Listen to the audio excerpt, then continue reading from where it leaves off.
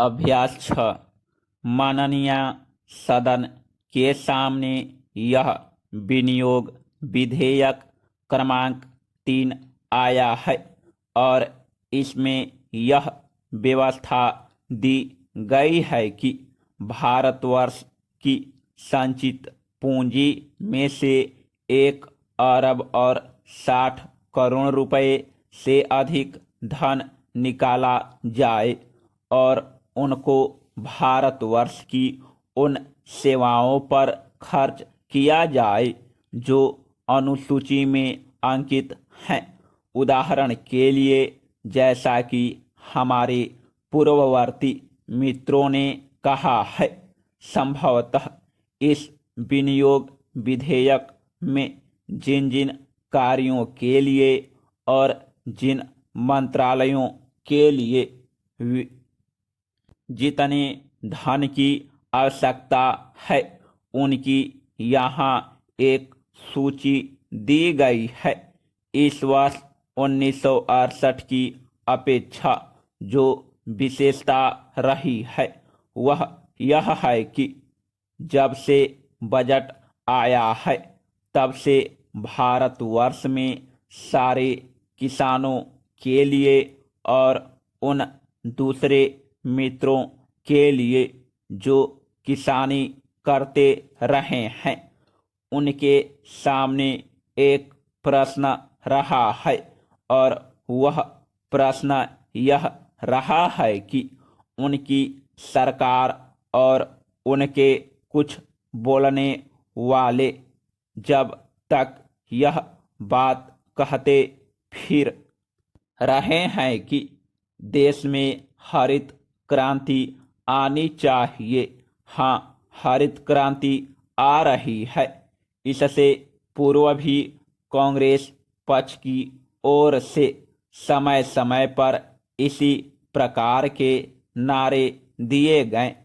कभी यह भी कहा गया कि आराम हराम है, कभी यह कहा गया कि जय जवान जय किसान, और अब तीसरा नारा हरित क्रांति का आया है। हम समझते हैं कि इस नारे में कोई दम नहीं है।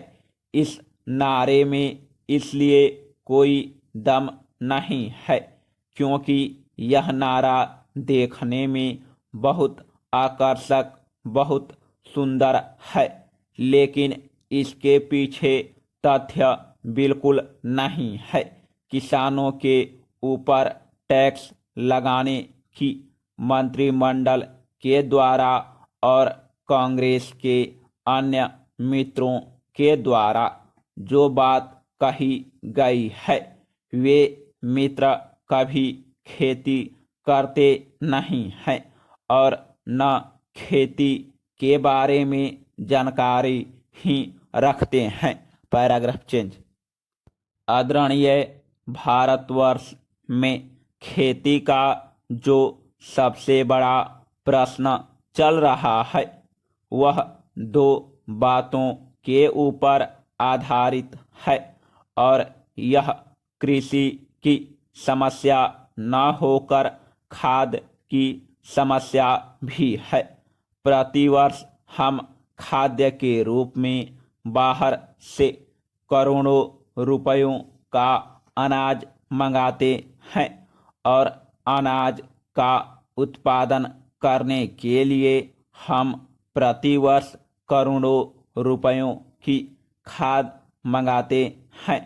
कांग्रेस सरकार की तरफ से गत 20 वर्षों में हमारे सामने बार बार कहा गया है, यह बात दोहराई गई है कि अब भारतवर्ष में हम बहुत जल्दी खाद्य के मामले में आत्मनिर्भर हो जाएंगे।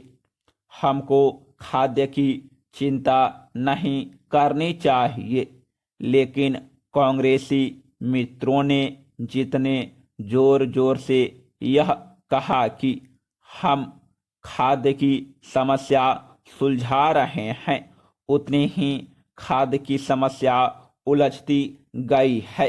Paragraph change.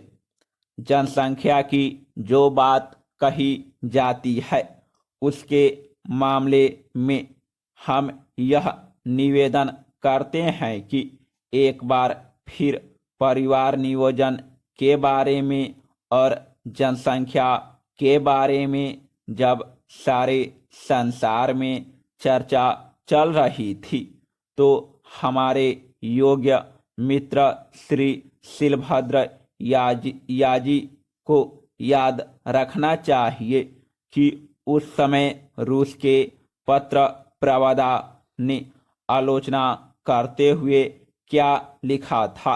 उसने लिखा था कि हमारे सामने यह समस्या नहीं है कि भारत में कितने आदमी बढ़ते चले जा रहे हैं, लेकिन हमारी समस्या है इनको क्या खिलाएंगे।